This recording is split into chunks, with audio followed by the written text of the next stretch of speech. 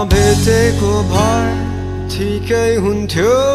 भेटिहाल्यो अब छुट्नै पर्यो जिन्दगीको खेल छाडी जाने नै हो र छेडिँदै नभेट्दा साथै जान्थ्यो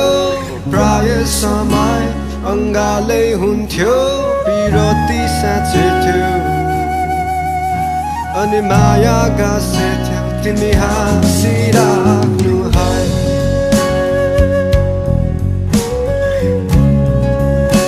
तिमी